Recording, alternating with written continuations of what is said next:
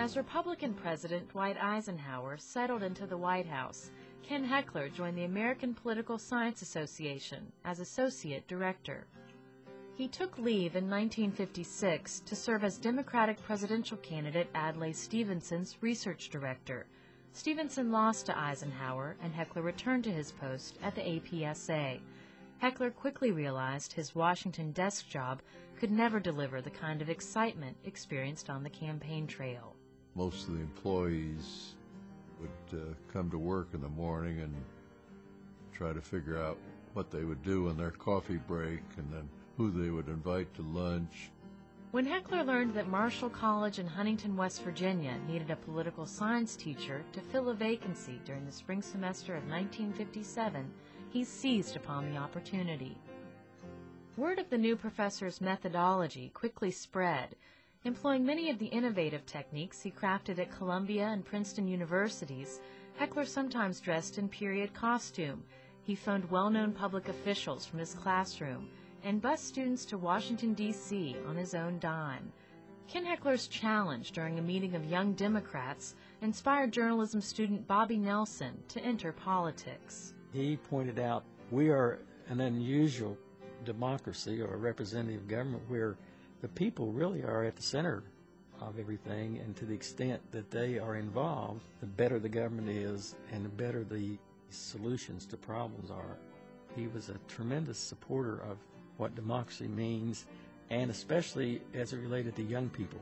I would ask my students, what's your objection? Why are you holding back and not wanting to take part in this exciting process?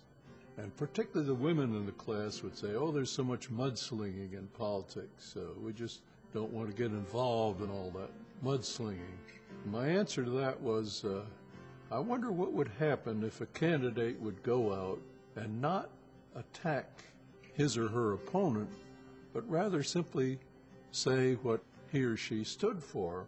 I wonder what would happen. This one student said, well, if you're talking about all this, even holding office, why don't you run for office? And Professor Heckler then said, well, just might do that. In 1958, Ken Heckler made his first bid for public office. As a candidate for West Virginia's 4th Congressional District seat, Heckler demonstrated 3 qualities essential to politics and public service.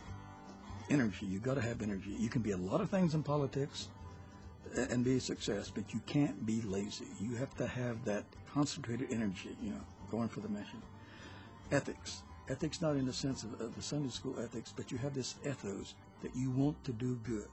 And finally, you have to have that ego. You have to say, of all the people, the thousands, tens of thousands who are qualified for the position, I uniquely can do it better than anyone else.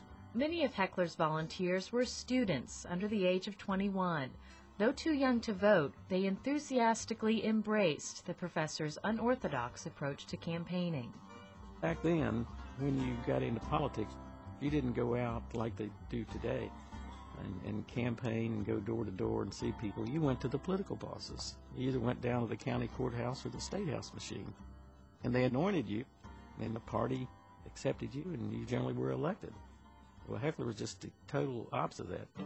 Campaign is one of the most exciting things in life because it gives you an opportunity to meet new people and to be able to interact in such a way that you can really get a feel as to what they stand for and what they're hoping to receive in the way of public service. As many campaigns concentrated on the district's more urban communities, Heckler's volunteers climbed into his convertible and headed for small towns along the Ohio River. Heckler armed his troops with copies of his recently published book, The Bridge at Remagen.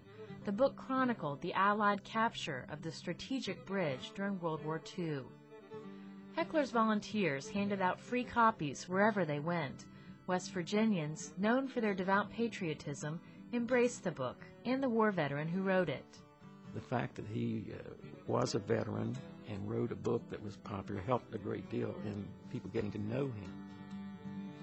Considered a master of parody, Ken Heckler effectively used music to set the tone when addressing various groups. his entire career, he loved to write. He loved music. He loved to put together little parodies. He thought music would capture the attention more than some windbag just talking. There was a group of 4 co-eds at Marshall that had won a singing contest by singing the McGuire Sisters song, "Sugar in the morning, sugar in the evening, sugar at supper time." And so we wrote a parody on that, heckler in the morning, heckler in the evening, heckler at election time.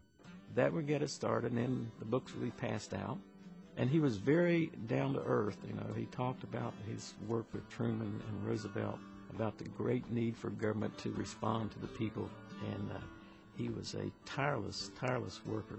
I mean, nobody could outwork him. When he first announced for Congress, maybe 50, 60 people outside this campus knew him. But by the time the primary came around, he probably knew the 4th Congressional District, 13 counties, more than probably 95% of people who lived in it, because he made it a point to really learn about the district, know people, know the issues.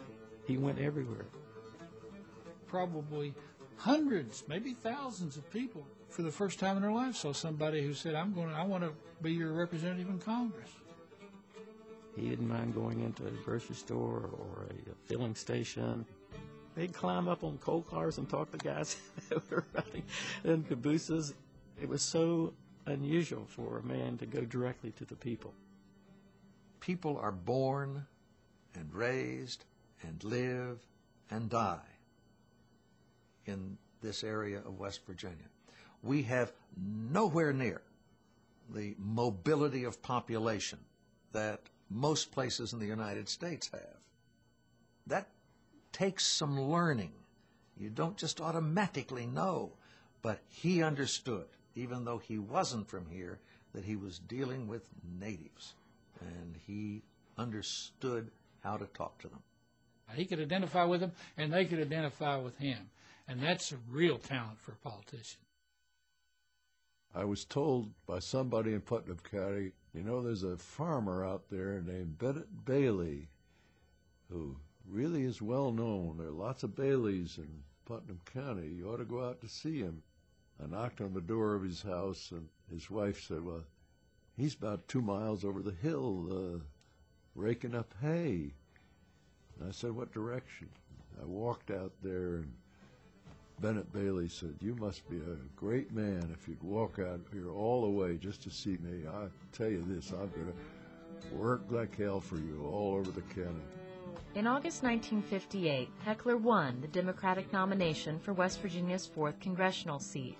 In the general election, Heckler would face Republican incumbent Will Neal, a respected family physician in Huntington. While the two candidates enjoyed an amiable relationship, Heckler opponents labeled the New York native a carpetbagger, out to take advantage of rural West Virginia voters. He never let the charge bother him particularly, and in his manner, he simply, I would say, put his head down and hit the line, as we used to say in football in my day. Ken Heckler won by 3,500 votes. It was a stunning victory to a lot of us in the Republican Party. I bet Ken $5 that he wouldn't get 1,500 votes.